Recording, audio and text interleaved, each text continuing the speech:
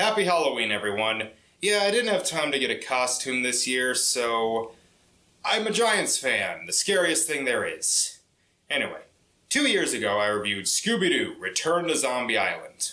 A sort of sequel to the first Scooby Doo direct-to-video movie ever made. If you need a reminder, I said it's just a standalone Scooby Doo movie. It's okay. Not great, but had a few laughs, some nice animation, and a decent mystery. But as a sequel, it was garbage. Continuity errors all over the place, didn't match the tone, and made the characters look stupid. I've heard that there was some executive meddling that led to it turning out like this, but ultimately what we got was a mediocre cash grab. And last year I reviewed the Courage the Cowardly Dog episode, Ball of Revenge. An episode that attempted to give some fan service by bringing back some old villains, but with a lame plot, flanderized characters, continuity errors, and even most of the villains they put in not being that interesting. It's mostly an example of well-intentioned but misguided. So I guess there's no better way to end this trilogy than by talking about their big crossover movie, Straight Outta Nowhere, Scooby Doo meets Courage the Cowardly Dog.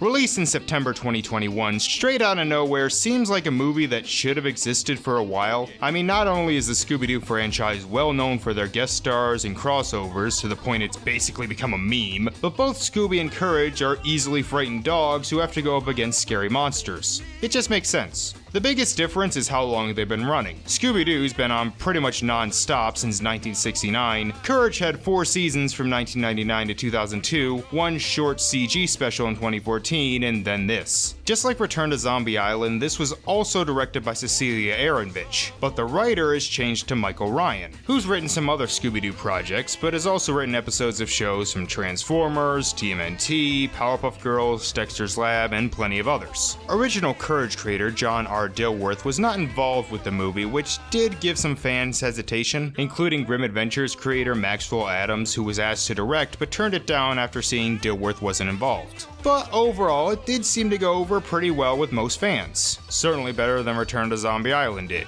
But let's see how much better it is. This is Straight Outta Nowhere, Scooby Doo meets Courage the Cowardly Dog. It starts with the Mystery Inc. gang after they capture an evil clown, again, who just robbed a bank, but before we unmask him, Shag and Scoob have to take some pics. Seeing Shaggy with a smartphone taking selfies is something I never thought I would see. The two are actually working on their fear with the help of an app. Being scared is for chickens. Are you a chicken? No. Then face your fears. Do something you're afraid of every single day. That's terrible advice. I'm afraid of stabbing myself in the neck, but if you insist. All the Mystery Inc. gang are played by the same voice actors as Return to Zombie Island, and I will say I'm starting to get used to Kate Masucci as Vilma. It could be. There's definitely something strange going on here, and Scooby and Courage might be picking up sounds that our human ears can't hear. Although that may be because I'm comparing her to Mindy Kaling. There, that's your one Vilma reference, and the last time I will ever acknowledge that show's existence. The clown turns out to be a bank manager, but while Vilma's trying to explain why, Scooby hears something. And this causes him to run off with the others following him, which allows the clown to get away, which is pretty funny. Oh, and they got the mystery machine back, which, is that the same one they made for the movie, or did they get it back in Happy Halloween Scooby-Doo, because I didn't see that one. Look, I know exactly where he is. Ever since we installed that tracking chip in Scooby-Doo's collar, we can't lose him. Scooby has sentience. This feels wrong somehow. We then see the Bag farmhouse where Courage is also going crazy from the sound. Hush it!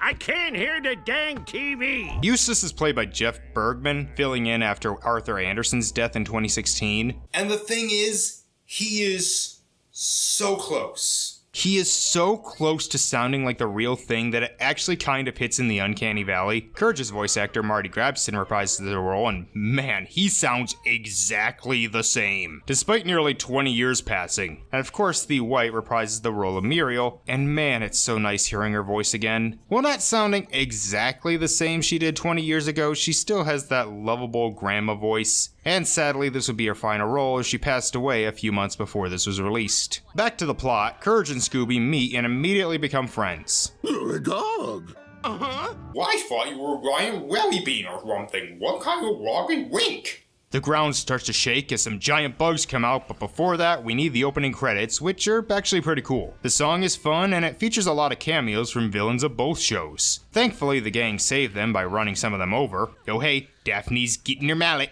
And if you're wondering what those things were... They're cicadas, in their pre-molted exoskeletal form. Boy, can't tell this was released in 2021. Muriel invites them in for cookies, and it really is cool just seeing them all interact. From Eustace getting annoyed at them, Stupid meddling kids. to Muriel finding out they solve mysteries and thinking that means they can solve riddles. Shag, Scooby, and Courage try to calm down with that fear app, and we get a few more callbacks to Courage's old foes. But then there's a knock at the door.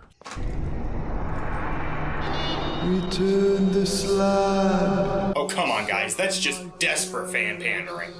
Hi, kid. It's actually an invitation to have dinner at the mayor's place that evening. You know, one of those last-minute invites to have dinner at the mayor's house that also allows pets. That's awfully convenient. So they all head off because free food, but Eustace has to take the dogs in his truck. I don't know why you gotta ride with me, getting your fur all over my seat and... I mean, they could ride in the back. But a cicada gets in the truck as Eustace just disappears and it drives off with the dogs. Hold the phone! There's a horrible, ugly monster driving that truck! Call him Eustace, dear. No.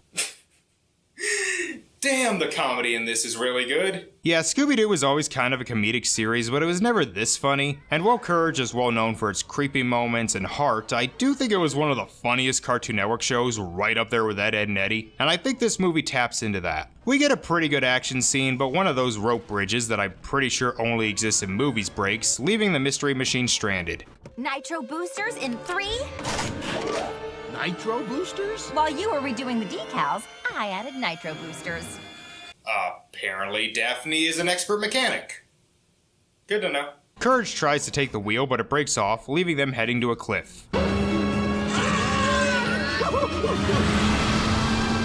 Now them Duke dogs are gonna need a whole lot of Scooby snacks to get out of this mess. Thankfully, Daphne has a grappling hook. Guess she took some advice from Mabel. And the two dogs manage to climb up before the truck falls, and also Eustace shows up, finally. They make it to the mayor's mansion, where Lurch's cousin here takes them to a room to await dinner. But they hear something as the chairs come to life, which did legit get a jump out of me. Hey Fred, what logical explanation do you have for this? The mayor saves them. I am so sorry about that. This house is really old.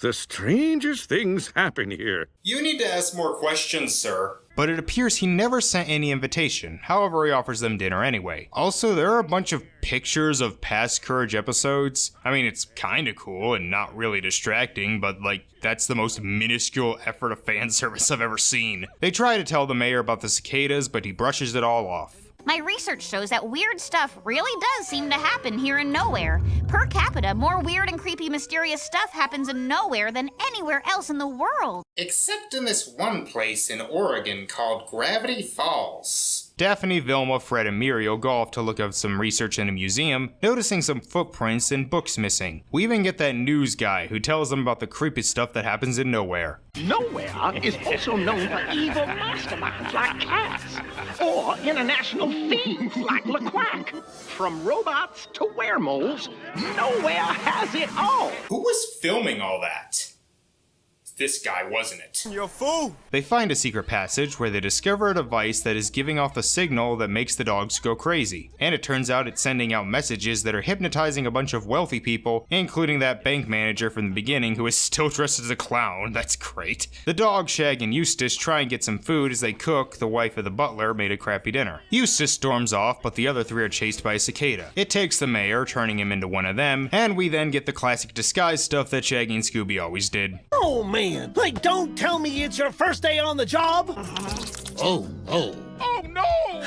These were always some of my favorite moments, although having Fred just staring at us in the background makes this a lot creepier. He eventually figures it out. And after chasing them and all his buddies show up, they fall down a hole. Whoa, this hole is huge. And I'm like, falling. And meet up with the rest of the group, destroying that phone hypnotizing thing. They notice the water dripping upwards and they begin floating. I need an internet connection to find some answers. Oh, we've got a lovely computer at the farmhouse. Yeah, lovely, I guess that's one way to put it. They get out and have to cross a cornfield, which Shag and Scoob are too afraid to do, so of course they need a Scooby snack. Boys, will you do it for the courage snack? They're homemade. Like we never get homemade Scooby snacks, do we, Daff?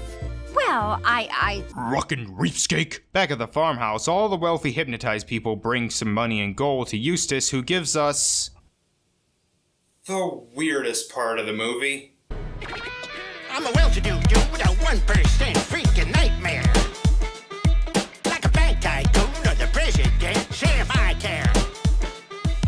Yes, Eustace raps. Why? Well, actually, there's a very good explanation why. Because it was mid-2021, and every animated film needed a rap number. Reach for my hearing aids, it's a new hair. This pig is lit, I'm super legit. Every time I'm out in public, people asking me for pics. I'm the kid that the other kids can't connect to. I got my own seat on the bus. Unicorn horn makes a unicorn stride. It's the more head on your forehead, it's the source of your pride. No, seriously, it was a law. One of the weirder ones of the first year of the Biden administration. Although to be fair, there is a precedent of Eustace's street cred. It's the part of the movie that if someone says they don't like it, they'll probably point to this. Honestly, it's so out of nowhere, pun not intended, that I kinda like it. It's just so dumb. The group are chased by the Cicada Queen, with most of them being captured, leaving only Shaggy, Scooby, and Courage. The three find the courage inside of them, but it may be too late for Shaggy. The two dogs take the tablet Velma dropped to the computer, and there is way too much sexual chemistry between these two. Well, Velma has done some lovely research. Thanks to you, of course, tablet device. Too kind, old school computer. Are you free later? We could share a download. Have an upgrade? Perfect family entertainment? So it turns out that the farmhouse is built in the exact place that the asteroid that wiped out the dinosaurs struck. Pretty sure that hit in Mexico, but okay. Dig for what? The meteor, of course. Again, what wiped out the dinosaurs was an asteroid, not a meteor. So they dig for it.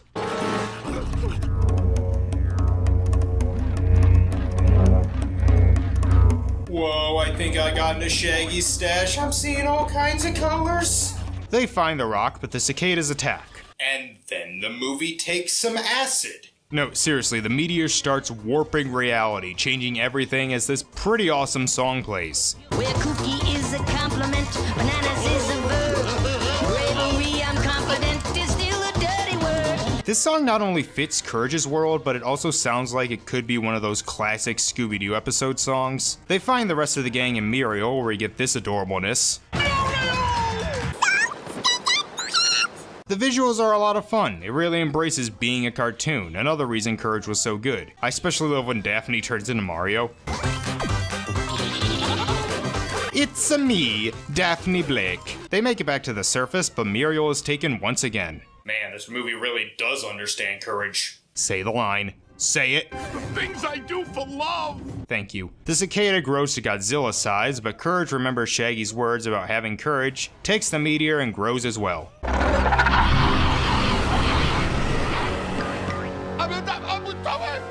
This part, it's so awesome. Seeing Courage fight this thing, Muriel helping out, him climbing the windmill and the cicada destroying it, so I guess those windmill vandals are gonna come back. Although to be fair, that thing was destroyed a lot. And I like that it's all Courage for this fight. The Scooby Gang did enough. Let Courage have this. He manages to defeat it, leading to a hug that gives me all the warm and fuzzies. So time to find out who that cicada monster really is. Well, I guess that makes sense. No real surprises here. I'm afraid we're dealing with something even more sinister and untrustworthy than a politician. Let me show you. Oh, shit! Shit, son! Yeah, it turns out it was Katz and LeQuack, the two most famous villains of the show. Wait, is this where LeQuack went after the halftime show? Speaking of Ball of Revenge, just having these two, this is a way better villain team-up story. These two really do seem like they would meet up and get along wanting to destroy Courage and get money. And their plan actually makes sense. They came up with this mayor thing, got access to all the records, and when they found it, they used it to hypnotize the rich people to get the money and control the cicadas. The power of the dark matter meteor has been affecting everything thing in nowhere for millions of years. Oh, so that's why creepy stuff happens in nowhere. So does that mean now that it's been dug up, everything will be normal? After explaining everything, the butler and cook arrive. And you are... Right, sorry. That's better. The costume was a bit steamy. I love that the gang try and take Katz's face off thinking it's a mask. Come on guys, obviously he's just a 5-foot-tall talking cat. What are you, racist? The army guys take the money and the meteor. As like most animated films, we end with a dance party as Eustace gets sad about the money being taken. Well, good night, folks. Bye. So this was a really good Scooby Doo movie and a pretty decent Courage movie.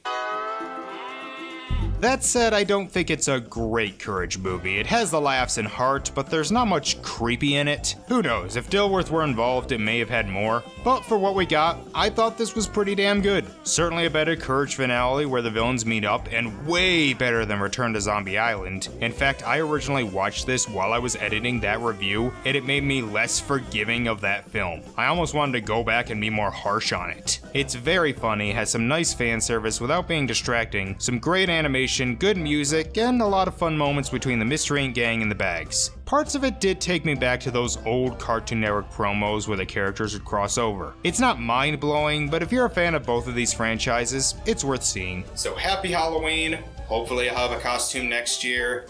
Thank you all for watching, and I'll see you next time. Bye.